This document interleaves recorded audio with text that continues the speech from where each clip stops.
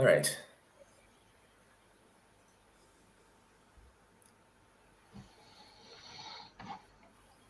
Okay. We are live, we're running, we are starting. We are live and running. We'll wait a few seconds for everybody to join. In the meanwhile, thank you everybody who came on time. We'll just give it a few more seconds.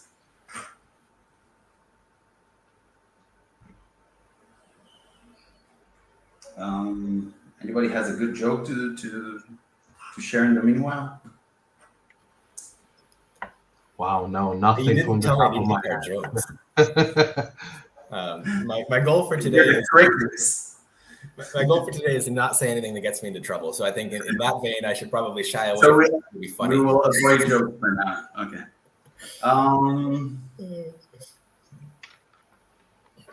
Let's see.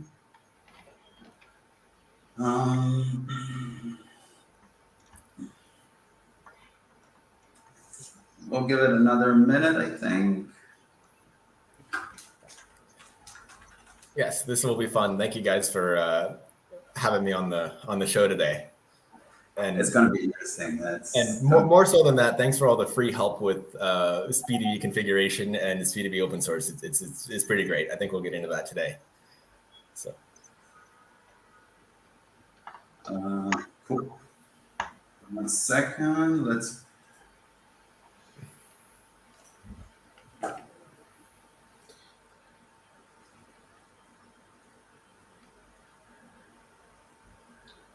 Okay. We want to start? Sure. Yep. Okay. So thank you everybody for joining us. I'm Dan, the community manager at SpeedB. With us is Paul McNeely from LittleHorse, the CEO and founder, and Guy, our CTO at SpeedB. And we're here to talk about turbocharging Kafka Streams. I'll let you guys lead the show. Colt will be happy to hear a little bit about who you are, LittleHorse.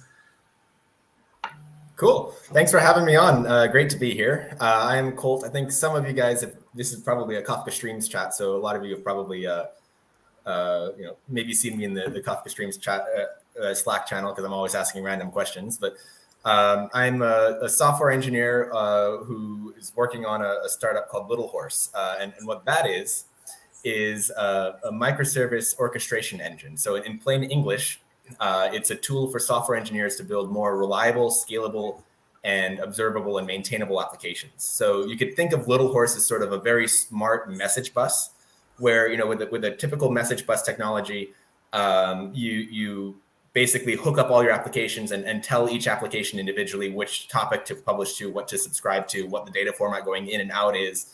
And if there's any sort of distributed state management, that's the reliability, the responsibility of the application. But with LittleHorse, basically, the message bus knows what needs to happen and when, and the message bus is smart and it's like a workflow engine, and the applications connect to it. So that's what I'm doing at LittleHorse, and as you can imagine, performance is incredibly crucial to an application like that. If all of your mission critical applications are connected to it, it needs to be reliable, scalable, and low latency. So that's what I'm working on at LittleHorse. Just released 0.2 yesterday. Very, very exciting times for the company. Oh, wow. Congratulations. 0.2, that's interesting. Can you tell us a bit, how did you come to that solution? What are the strong suits? What are you trying to solve? Yeah, so how did we come to the solution, and why LittleHorse? So in a past life, I was a software engineer at a real estate startup. And my job was to build an application that would schedule home inspections, showings, and open houses, and escrow inspections, and such for the company. And that's a distributed, that's a workflow management problem. And because we're using microservices and dealing with things like Salesforce, Monday, our own internal tools for our account managers and such, it's a distributed system because you have to keep multiple systems in sync, right? And when you have distributed state management and workflows together, the job of the microservice developer gets really, really hard because things can break. It's hard to observe what's going on. And also when there's humans involved looking at a screen, you need to be very high performance because people don't like waiting more than 100 milliseconds or so. So that problem became very difficult to manage. And then after I left that company, I had to think, and I thought, well, workflow management at Rex was difficult, but I bet that a lot of other people in other industries have that same problem. So how can I build something that will solve that problem in a industry generic way? And that led me to LittleHorse, because so I wanted to build a generic workflow engine that was high performance, scalable, and easy to use. So performance was important. And that led me to Kafka Streams. Long story short, there's a lot of workflow engines out there that have like a database at the back end, and they're good. And a lot of them are very, very great, but they don't have the horizontal scalability and low latency of something that you can build using Kafka. So you mentioned Kafka quite a few times. Can you tell us a bit about the Kafka Streams and more specifically, in your answer, where does the state store come into play? Perfect. That's actually a really good question. So the bottleneck in most workflow engines is actually not the workflow engine itself, but rather the database behind it. So I wanted to build, I kind of wanted to build a custom built data store just for workflow engines itself. And to build a data store, generally to oversimplify it, you need two things. You need a write-ahead log, and then you need a way to take that write-ahead log and put an index on top of it so you can actually do some querying, right? And then you need a way to, consistently and reliably execute updates to it, like a way of processing changes to the write-ahead log.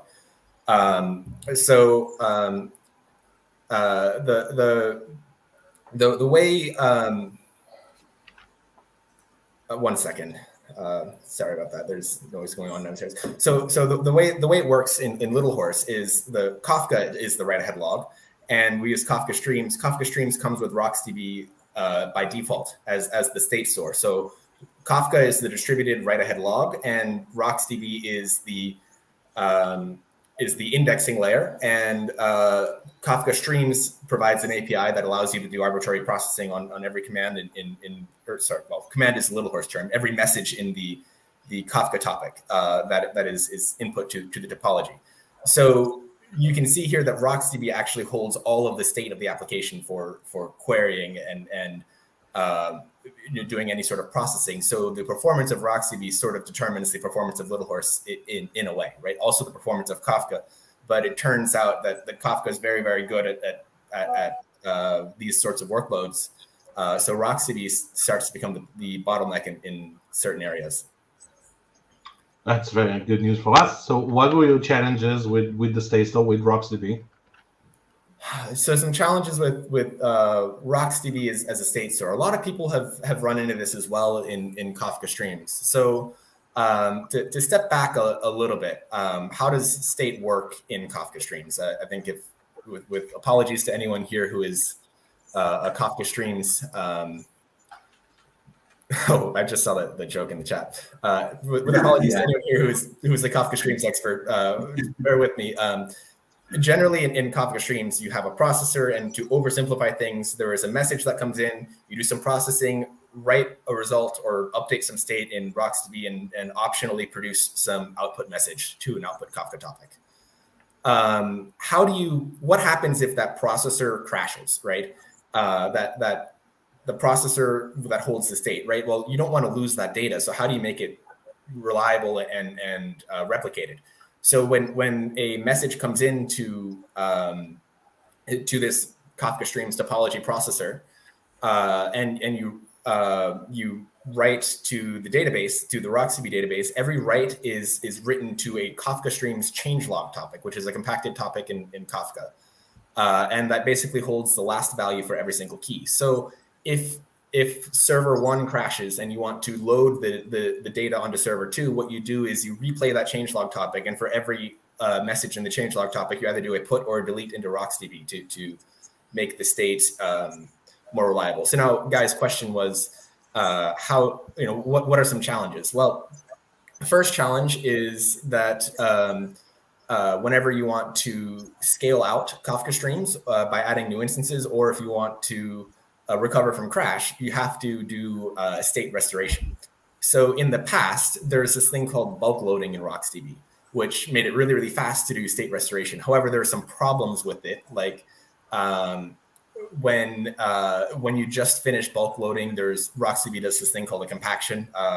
I don't want to explain it myself because I would probably trip over some things, and Guy and Dan know a lot more about it. But there's this thing called compaction, which causes write stalls, which means the processing goes really, really slowly, and that can cause all sorts of problems in Kafka Streams land, like consumer pull timeouts, rebalances, stalls in processing, and so on and so forth. So in, I think, Kafka Streams version 2.4, they disabled bulk loading, which means now state restoration takes a little bit longer. By a little bit longer, I mean a lot of it longer. And that's because of RocksDB itself. It's kind of slow to rebuild the RocksDB state. So now when you add an instance to your Kafka Streams topology, because you want to be able to process more things in parallel, it takes a while for that instance to warm up. Also, if you don't have standby replicas configured and something crashes, then you have a longer unavailability window. So that's one challenge. And then another challenge I noticed, I don't want to, well, I mean, it's a little early to get into benchmarking, but I was doing some testing. Performance is very important to LittleHorse. I want to know how things perform. I was doing some testing of what happens to RocksDB when the state gets bigger. Not to venture into areas where I don't have too much technical expertise, but when there's a lot of SST files and I think a lot of, what is it, layers? Is that the term? Levels. No. Levels. No, levels. That's fine. Layers, levels. Levels, yes, levels. With an L. Layers are for ogres and onions.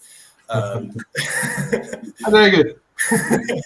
Yes, and there's a lot of levels. Right? So what happens to RocksDB's performance when you have a lot of state in there? Well, when there's like, a couple gigabytes in one RocksDB instance, which roughly corresponds to, depending on how you set up your Kafka Streams topology, one RocksDB roughly corresponds to one partition of a Kafka topic. But if you have multiple stores, then you have multiple RocksDB instances for one partition, and so on and so forth. Well, anyways, when you have like just a couple of gigabytes, RocksDB is very, very fast. But then when you put 10 gigabytes in RocksDB, we noticed LittleHorse is benchmarking. We noticed like about a 10 to 12% decrease in the throughput of the application, mostly due to the occasional write stalls. So the throughput kind of looked like this because RocksDB was realizing, there's a lot of repeat, there's too much data in L0. Now we need to compact it, which means move it down to lower levels of storage and also remove duplicate entries.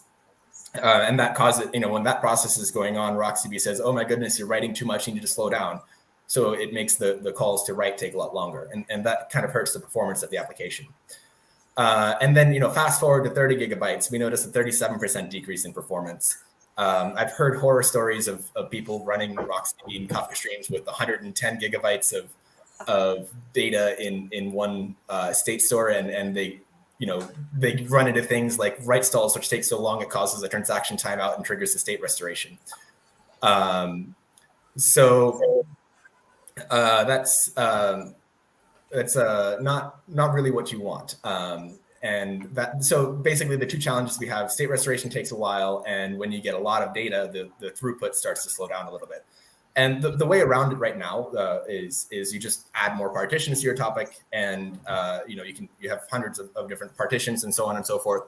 Problem with that is startup is slower because the consumer rebalance takes longer when there's more partitions to rebalance, and also opening a RocksDB instance takes a couple hundred milliseconds. So if you have to open a lot of them, your application just sits there opening RocksDB instances for a long time upon startup.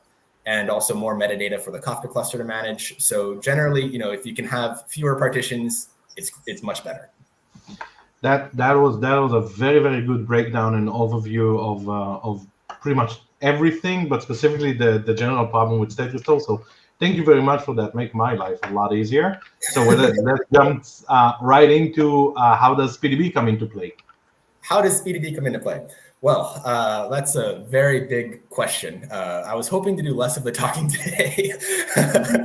I was on a podcast with Gwen Shapiro the other day. I was, to be honest, a little bit starstruck because she's kind of a She wrote my favorite textbook, and I was hoping that I'd get to do a lot more listening, and she made me talk the whole time. I was very disappointed. Yeah. Anyways, so same thing is going to happen here. Let me tell you right in advance. You're our guest, so you're going to do the most talking. I'm happy to start you off by saying SpeedB is a drop-in replacement for RocksDB, meaning that you can just take RocksDB out, put SpeedB in. You need to change absolutely nothing in your infrastructure, in your code, in your Kafka Stream application, or in anything else, and just get the benefit of SpeedB. But when I'm saying that, that sounds kind of obvious. So let's thanks for putting the link to the GitHub repo there. So yeah, that is 100% correct. What I was saying is I don't want to talk too much about how RocksDB and SpeedB works because I'm very liable to say something completely wrong. But the SpeedB is, RocksDB is the default storage engine in Kafka Streams. There's, the other option is just an in-memory storage, which is not great for more than like a gigabyte or so, depending on, the limits of your machine.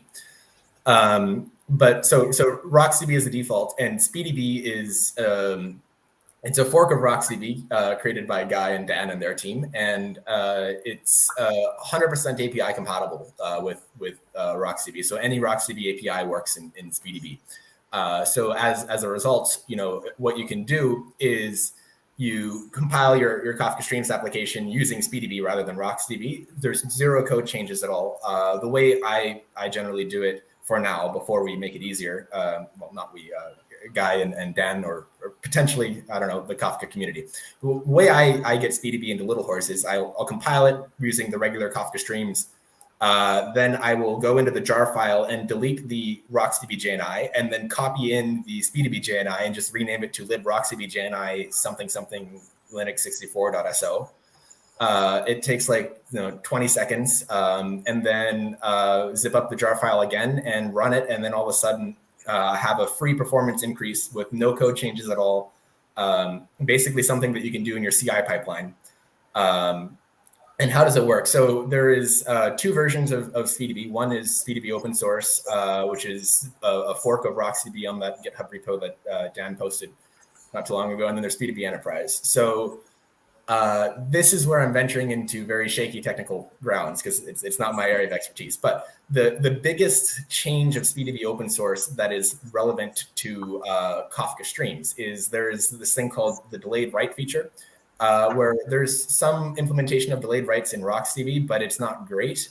And when you get a lot of state, it can cause write stalls quite a bit. So SpeedB's version of it means that write stalls, by default, your application is a lot less prone to have write stalls. And write stalls hurt performance. And in extreme cases, they can cause instability with exactly once processing it. And SpeedB open source gives you a sort of a buffer against that. It makes write stalls a little bit less likely. Now, the second option is SpeedB Enterprise, which is everything in SpeedB open source plus a new form of compaction. I think it's a multiverse compaction or multidimensional. No, multidimensional compaction. It's the adaptive multidimensional compaction, but we are considering changing it to multiverse. That's also. You should hire me for marketing, Guy. Absolutely. So this multidimensional multiverse Captain America compaction it's a different algorithm. I have no idea how it works, but basically compaction is when you move data from the higher levels like the L0 to L1, L2, and L3 and remove duplicate entries. There's generally two really famous types of compaction in RocksDB, and I mean famous as in I've heard of them. Universal, which is the default in Kafka Streams, and then Level. And SpeedB Enterprise has this new fancy multi-dimensional compaction as well.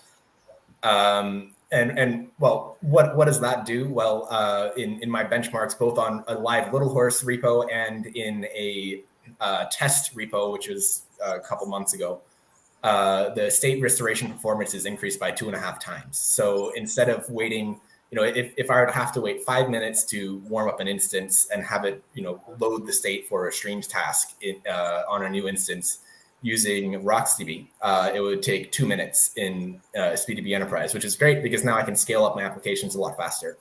And generally, if you manage your Kafka Streams app properly, you should never be relying on state restoration for availability. But if you forget to add standby replicas, or you don't have rack awareness and something really bad happens, then it would reduce your unavailability window. We have not yet had that problem in LittleHorse because we're very careful about managing standby replicas. But and then also, I think SpeedB Enterprise tends to do a lot better with avoiding write stalls. So. Yeah, so let me give you a breather here and talk a bit about the SpeedB open source versus the SpeedB Enterprise. As Cole said, SpeedB open source is a fork of RocksDB. It is fully compatible with RocksDB in any way. We have added a few features on top of RocksDB, and we are constantly rebasing SpeedB open source on top of RocksDB. So that means whatever the team at Meta is adding into RocksDB will be in SpeedB anyway, plus the new features that we add. Some of the new features we add are new capabilities, and some of the new features we add are just improvement of what we see is the right way to do things. For example, the delayed write mechanism, we have turned it into a much more, I don't want to say elegant, I want to say gentle delayed write mechanism. So we delay the write slower and we get back up slower. So all in all, instead of a jittery performance, you get a much more stable performance. On top of that, we turned it into a global delayed write mechanism, meaning it can handle multiple column families, or it considers multiple column families at the same time. And there are many other features in the SpeedB open source, widely available Apache license in the SpeedB repo. On top of that, we have the SpeedB Enterprise version, which is built on top of the SpeedB open source. So whatever you have in RocksDB, and then whatever you have in SpeedB, on top of that, you have the SpeedB Enterprise with the new adaptive multidimensional compaction, which will eliminate stalls pretty much altogether. Gives very, very good write performance, very, very good read performance, reduce latency by quite a bit, and to the point here, can scale dramatically. If in a normal RocksDB or in SpeedB open source, you get into a rather loud write amplification factor as your data set grows, with the SpeedB Enterprise, that just doesn't happen. We maintain the write amplification factor at about 6, meaning you can scale almost indefinitely and still enjoy the same performance as you have in a smaller data set, and better with the SpeedB Enterprise. So after giving Colt his breather, Colt, I would love to know what have you tested with SpeedB versus RocksDB, which kind of scenarios you ran, and if you can talk about the results of it. So I think we touched on that a little bit, which was sort of the performance degradation of RocksDB as state goes up, which is, at first with small amounts of state, I've noticed that the bottleneck in LittleHorse is 100% not RocksDB, like with a couple of gigabytes. It's actually the serialization and deserialization of messages coming in and out of the Kafka Streams topology. But then as state grows, eventually there's write stalls and read performance degrades a little bit. So when you get to like 30 gigabytes, all of a sudden now the bottleneck is not the bottleneck is not serialization, but rather it becomes RocksDB.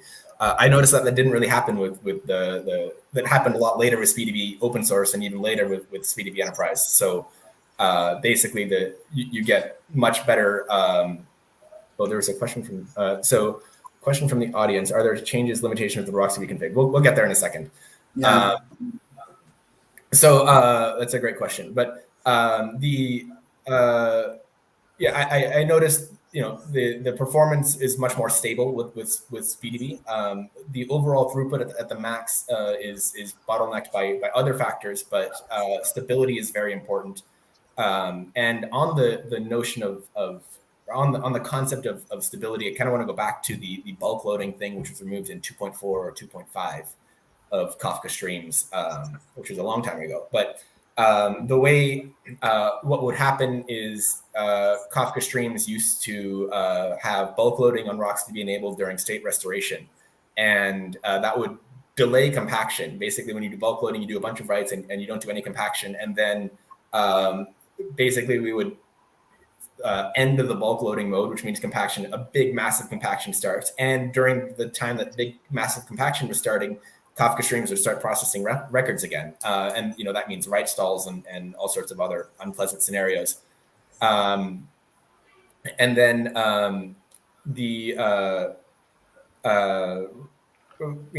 the result of that, if you have exactly once processing, is you can hit the consumer pull timeout, which would cause the consumer to fall out of the consumer group, or a transaction could time out, which would cause the state to be restored from scratch again, and then you end up in this nasty loop.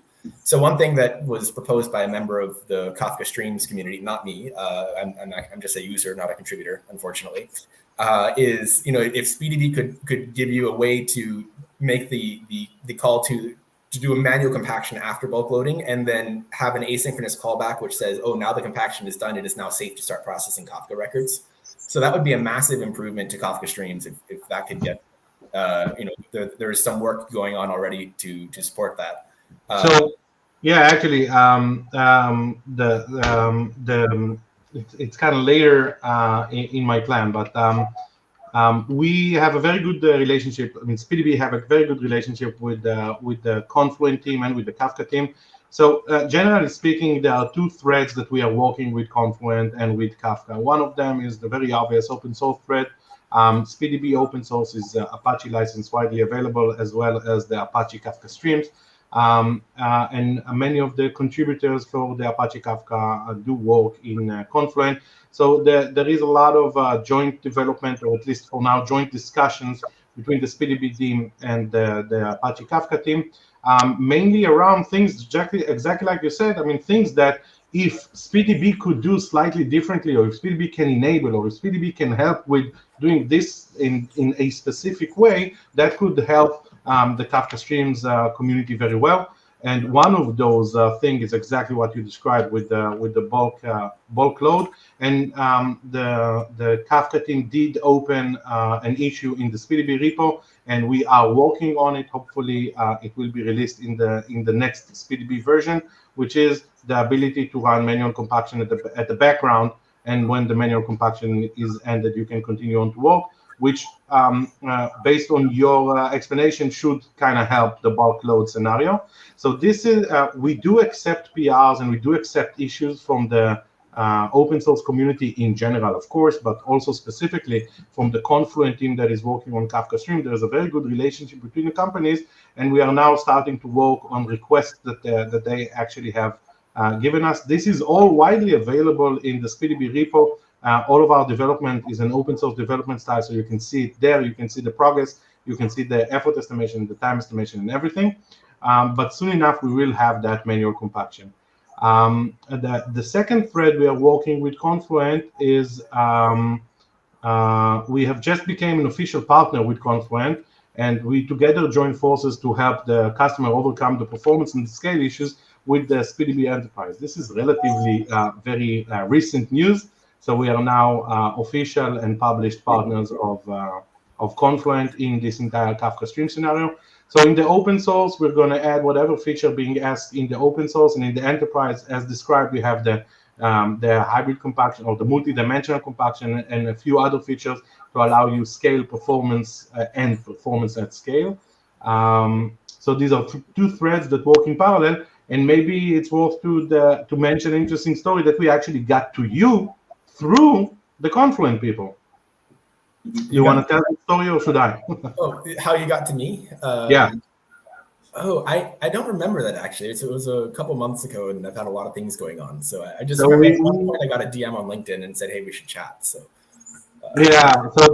So let me tell you the background for that. We had a great discussion with both Matthias and Bruno from the Kafka community, and with Anna McDonald from Confluent. We pitched our idea. We explained what SpeedB can do and what SpeedB can do to Kafka Streams. And of course, it registered very well with the team there.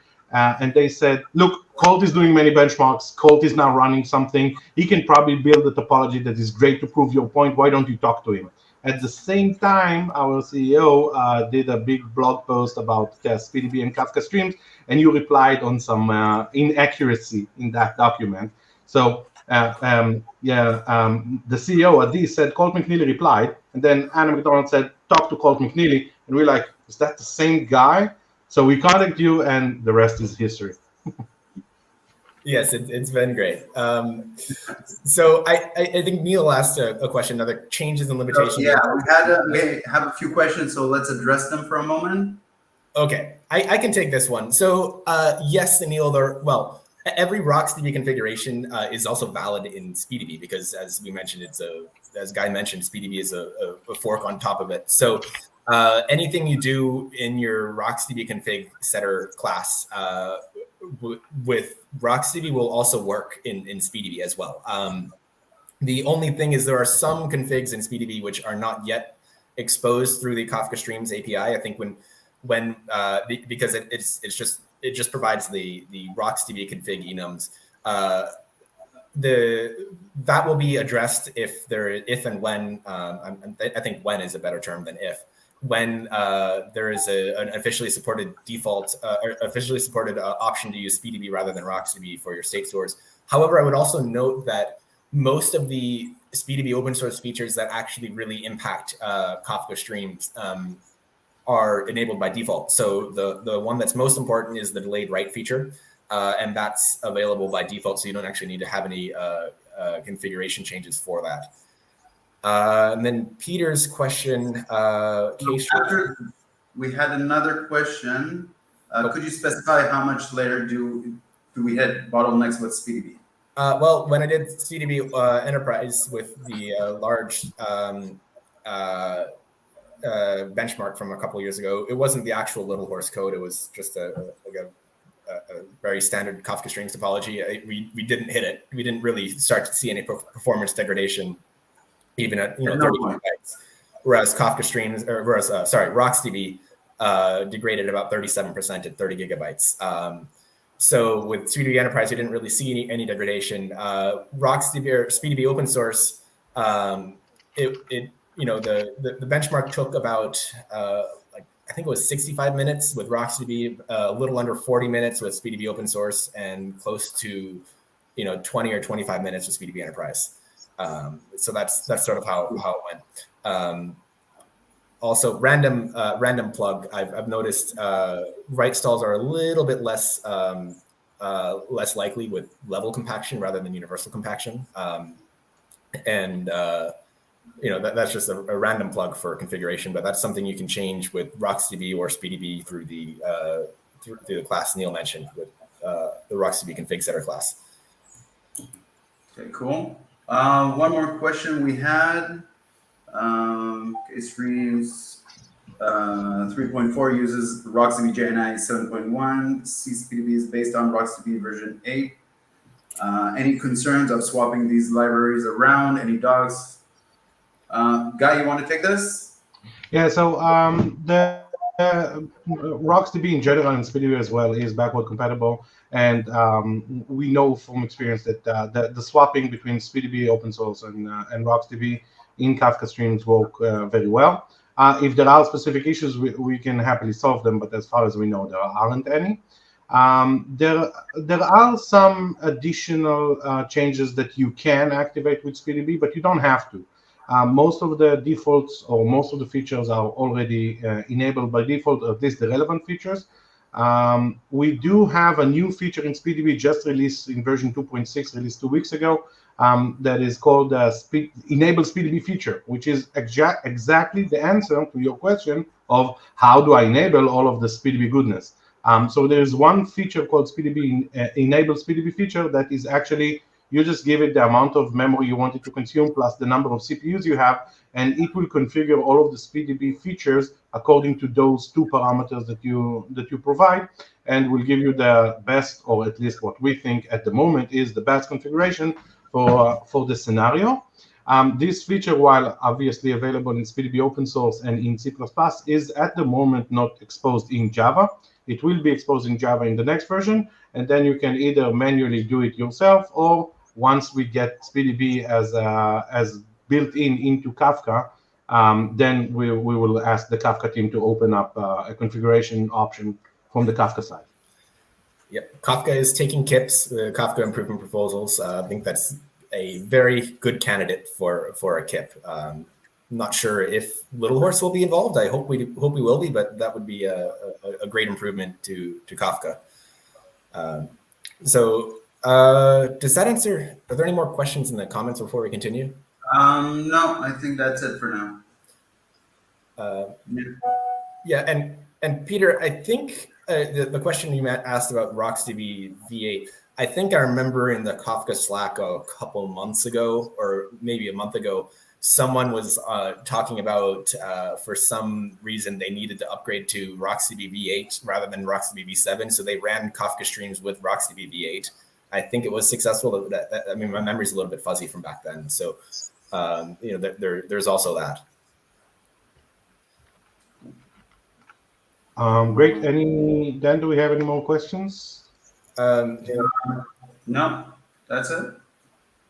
Okay. Colt, can you tell us a bit, how can we try LittleHorse? How can we see all of that goodness? Yes. So LittleHorse is free for production use, server-side public license. And the website is littlehorse.dev. Our GitHub is LittleHorse Enterprises /LittleHorse.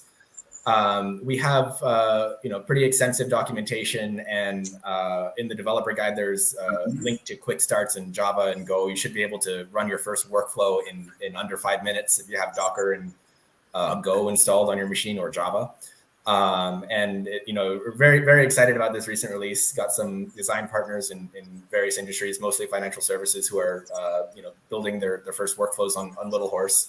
We're going to launch a cloud service, a fully managed, basically serverless pay-as-you-go cloud service in early next year. And right now we have available LittleHorse platform, which is a Kubernetes operator, which runs LittleHorse for you in your own Kubernetes environment. And that's really ideal for large enterprises where you don't want any data leaving your four walls. LittleHorse Cloud will be great for either large enterprises who want a dedicated cluster and want hands-off, or for small startups who want to use a serverless offering and not have to worry about any operations. Just check out littlehorse.dev. Really, really cool stuff. Free for production use if you want to run the open source one. Its only dependency is on Kafka, but it also integrates with OAuth and Keycloak, and the LittleHorse platform integrates with Cert Manager and Kubernetes, obviously. Check it out and send me an email, littlehorse.io, if you want help installing the open source version in your production environment. Colt, thank you so much. This was absolutely brilliant. Do you have anything else you wanted to mention, or anything we skipped over? No, I can't wait for that kip for SpeedB to become an option in RocksDB. I don't know what the current kip number is. I think we're like 970 is the current one. So if we wait for 30 more kips, then maybe this can be kip 1000. Oh, wow. That's interesting. So everyone, please open some easy kips to 1000. I can't wait for that. Until then, we'll have a fancy CI pipeline that compiles Kafka Stream, or compiles LittleHorse with SpeedB instead of RocksDB. That's great. Thank you. First of all, Cole, thank you so much for this entire webinar, and for very, very, very clear and crisp explanations, and for very kind words on SpeedB. I do want to mention SpeedB is first and foremost a community-based company.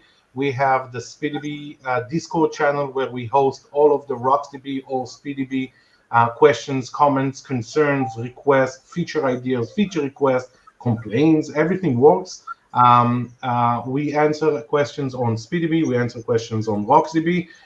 We don't really answer very good questions on Kafka, but we try.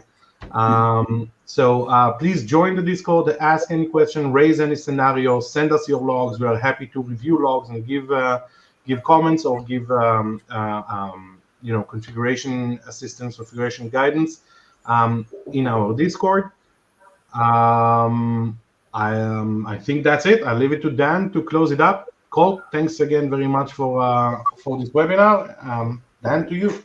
Last thing I'll say is, if you have questions about Kafka, you can just come to me in the Confluent Slack, or just ping me in the Confluent Slack, and I'll try to help. don't yeah. So. Or in the SpeedB Discord, he is there, of course. I'm just learning how to use Discord. It's some new technology, It's I created an account just for you guys. Thank you. Okay, so thank you, Cole. Thank you, guys. Thank you, everybody, for joining us. It was an excellent event. Please do join us on Discord. A great place to share knowledge, ask questions, get advice. we hope to see you join soon. And on the 21st of September, we have our next webinar with Peter Dellinger from the Meta R&D team. We'll be talking about hyperclock cache, and super technical, super interesting event for developers, engineers, and yeah, we're looking forward to see you all there. Thanks, everyone. Thank you, everyone. Have a good one.